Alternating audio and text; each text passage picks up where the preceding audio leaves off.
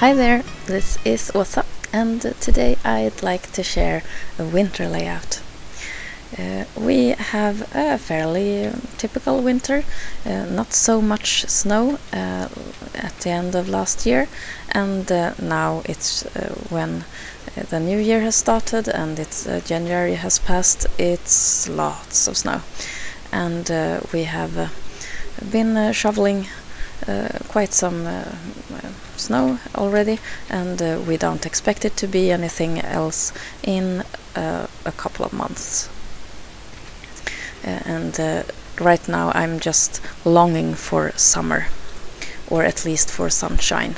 We live in the shadow of a mountain, and we don't get any sunshine until end of February, so it's a couple of weeks left, and in the meantime I will scrap summery pictures, but not today. I will create my own background on a piece of watercolor paper, and I will be using my Neo 2 crayons in kind of a blue, purple tone, and a teal. I think it's called turquoise and sky blue. In between I will add some white neocolor, and I will try to blend everything a bit together with water. The goal is to create something that looks really cold. The photos I'm using are from when we just went to the grocery store the other day, and the kids were on the sled, and we were pulling them, and it was fun. They still fit, both of them, on the sled, and it looks really nice, and they are happy, and it's a fun event. Hubby took a photo of us together as well, so you see me all bundled up in all my winter clothing, and the kids as well. I will try and matte the photos onto different kind of turquoise and purple papers to make them a bit more grounded onto this page. They will pretty much float in mid-air on this diagonal watercolored paper, but this matte will give the photo block a bit more weight. And I will also make an embellishing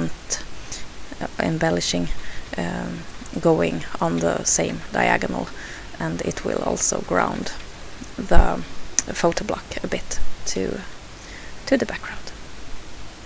So I just take random scraps in the colors that I want, and just tape them down on the backside to form this kind of photo block. I use the darker colors towards the bottom of the photo block, and the lighter ones on the top, and that's just because I don't want the layout to fall over visually speaking, so the heavier elements is at the bottom. It's also kind of a thing for visually grounding and keeping elements in place. When the photo block is done, I realized that I needed to adhere it a bit more, so I tuck photo adhesive under the corners where it didn't stick enough. Then I have a big plan for this layout, and I will use glass beads and embroider them onto the page as a ice decoration for these wood veneer snowflakes.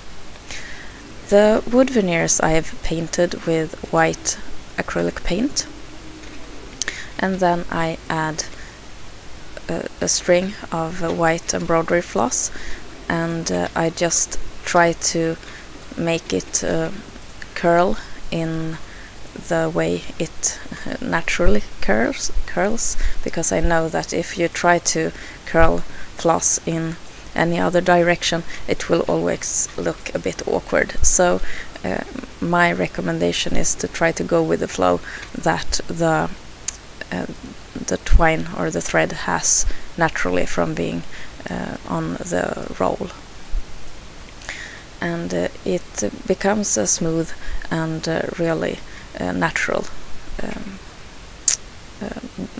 flow.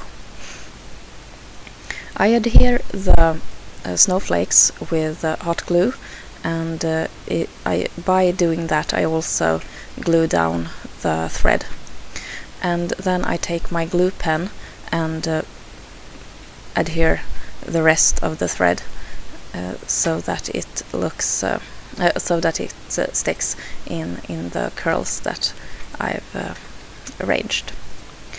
Then I take a pin and make holes for the embroidery part of this project.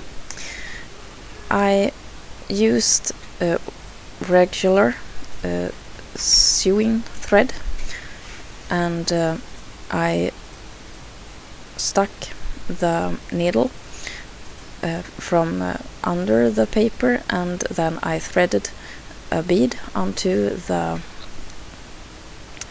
thread and went down in the same hole again with the needle. And my plan for this was to create a glittery effect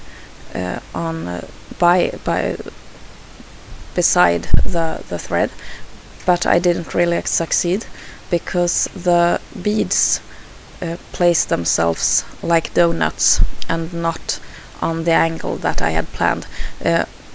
When they were at an angle, I could have you could see the silvery foil that's inside the bead, but it didn't work. But the effect is quite nice anyway.